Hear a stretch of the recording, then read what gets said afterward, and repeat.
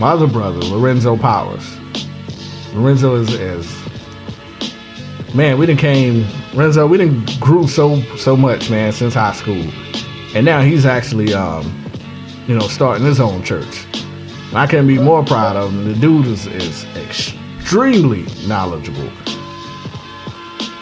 But those are two people I have to turn to. Yeah. But there's a lot of people in the communities that don't have an Adam Jones and a Josh Smith or a Lorenzo Powers or a LaTanya Butler to turn to.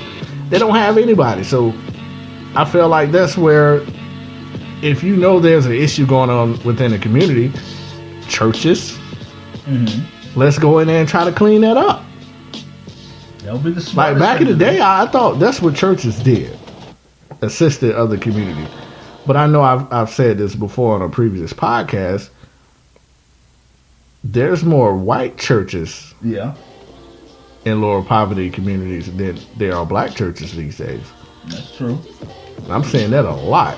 But before I destroy the church system, and I don't want to destroy it. I do want to get into my man Eddie Soundbite, who is a pastor. Yeah. And I'm also going to read off Amos soundbite as well.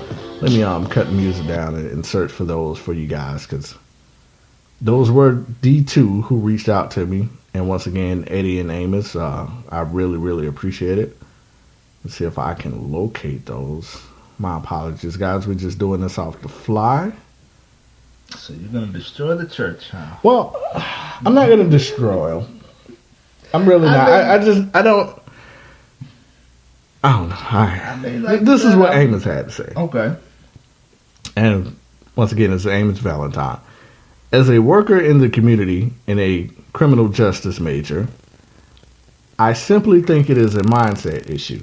Excuse me, guys. I got my phone next to the mic. Apologize for the static. People are afraid of the police, and the police are becoming afraid of the people. As long as the police and the people are constantly portrayed as the enemy, and social media is alive, there will always be a disconnect. We must come together in the communities. If we stop putting each other down and come together for more than rioting and looting, which we definitely going to get into that, our community will be better. I have noticed that only time the community supports each other is when injustice is at the front door. Well, what happens when the community is fine and nothing is happening? If the community fixed first, then policing would not be the problem. No one should be able to come into our community and have police and have to police us or make us feel like we need to be babysat, telling us what's right from wrong.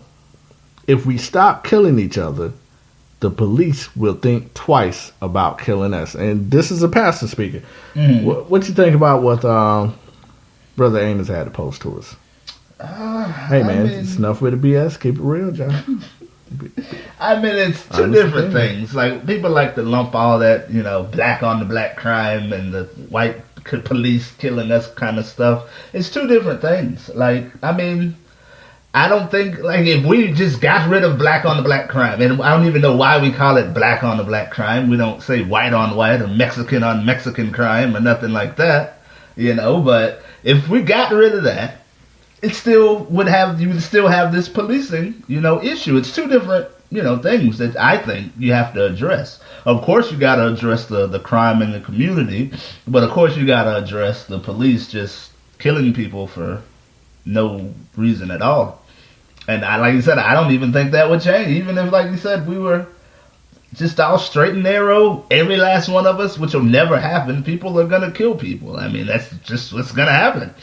But like you said, in Chicago and places like that, they need outside help to bring them out of what they got going on. Because who did it to Chicago. Who made Chicago Chicago. Now they just turn their backs on them and let them be whatever. They just let them pretty much run amok. Exactly. Oh, here's some rocket boosters. You guys want to go ahead and use those? And we left some crack over here too. I always tell the story. And if you guys didn't listen to any of the earlier podcasts, maybe new to the program, I remember being with a friend one day in South Side of Chicago, where we were outside. Friend came up to us and was like, "Hey, There is a crate full of guns in the middle of the street. We was just playing Street Fighter, thought it was joking, till he came back with some guns and was like, hey, there's some crates in the middle of the street full of guns. Lo and behold, we walk out to the middle of the street. It's literally assault rifles in crates.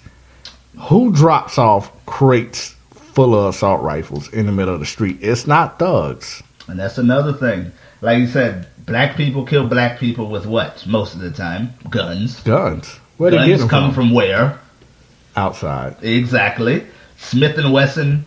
I don't know any more other ones, but like these gun makers and then the NRA. If you're a gun enthusiast or whatever, that's your business. Whatever. But these guns aren't getting into people's hands just by the grace of God. They're not going and buying these assault rifles legally. Why do you even need to have an AK-47 if you're a regular person? Because you think the government is going to try to start a war? Maybe. They have tanks and airplanes. Your AK-47 is not going to save you. Do you have a tank in your garage that you're going to use? You know what? I wouldn't be surprised with some of these kids in Chicago. Well, they might. No, I'm just talking about the people that know, I need my guns. I need my guns. They're my guns. Everybody should have guns. And it's like, okay, a handgun. You want a little shotgun? You want a rifle? But what are you going to do with a high-powered AK-47? You know what? I think a lot of people, gonna shoot a deer you can tell by the fascination with shows like when the world is gonna end with all these zombies. What's the name of that show? Zombie apocalypses and stuff like that. Yeah, stuff like that. I don't think they per se think that's gonna be zombie apocalypse, but I do think that some people's mindset is one day it's gonna be an all-out war. Exactly, and they just want to be prepared. But it's a stupid mindset. That's what I'm saying. If there's an all-out war, the U.S. government versus I've talked to people that actually believe that. Yeah, I have too. That's what I'm saying. Like, they think, it's going to be a war. The government's going to try to overthrow us. And it's going to be the government versus the people. The government has nuclear weapons. The government has airplanes and warcrafts and all of this other stuff. And you think your AK-47 is going to help you. It's not. Well, I don't think, like you said, I don't think regular people should have them. You want a handgun? That's fine. Get back into Brother Amos' post. What's your thought on this line when he says, as long as the police and the people are constantly portrayed as the enemy and social media is alive, there will always be a disconnect. And I'm learning this in school, how how the media can sway one's perspective. Yeah. Really based upon what type of channel you're watching. Like if you watch Fox News, it's Republican. Obama is a robot, and he started ISIS. Yeah. And he raped 85 innocent children. But if you watch CNN, Donald Trump is from hell, and he kidnapped 85 children. It all really depends on what type of channel that you're watching. But do you think that social media is helping tarnish the image of police officers? I mean, like you said, stuff like that is for the, I guess, people that are easily swayed or weak-minded people. Like, just because you see something on TV or see social media, like, I don't believe anything I see on social media, but some people do.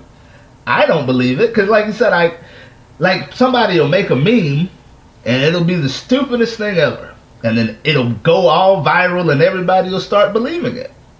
I guess I'm from like when we first had internet, a pop-up ad, have sex with 10 girls for $5. Are you gonna believe that? Some people will. Exactly. That's a whole lot of people will, and they pay their $5. Exactly, and they're upset at you right now because you are. But that was that was the internet in 1998. So I guess from that, I don't believe anything I see on the internet anymore. And like you said, if that's what if you're developing your opinion off of CNN and Fox News and memes you see on Instagram, then you're just an idiot. I mean, like, you got to develop your own point of view. Yeah, you have to develop your own opinion about something, and you have to do real research. Going on Facebook and reading memes isn't research. So if you hate police and you're just basing that off of a meme or two that you saw, that's your problem. If you hate black people because you're basing it off what you see in the movies or saw on your 10 o'clock news, that's your problem. People need to smarten up and be smart enough to do their own research on things. Well, let me go ahead and play Eddie's soundbite. And Eddie, once again, I apologize. It's a little low. I had it perfectly, and somehow I lost it. So I'm gonna try to play it again, and we'll just chime in to what Eddie had to say. 1 second. Let me see if I can get this played for the people. How do we change the narrative? I don't believe there's one answer, and I don't even know if there's per se a right answer out there yet. Multifaceted. There's going to be different ways to do it. I think one way definitely is changing policies for the holding law enforcement accountable and charging them with crimes and things of that nature. But in reality, policies don't change the heart of people.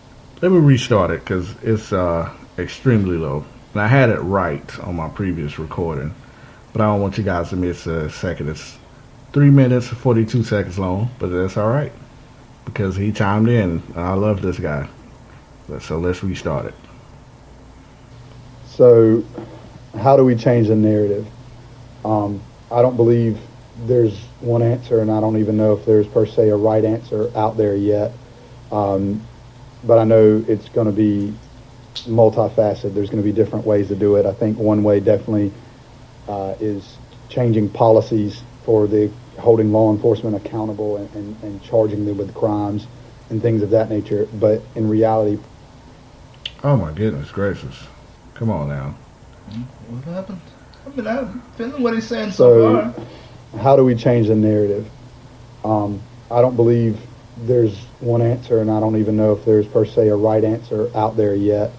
But I know it's going to be multifaceted. There's going to be different ways to do it. I think one way definitely is changing policies for the holding law enforcement accountable and charging them with crimes and things of that nature. But in reality, policies don't change the heart of people.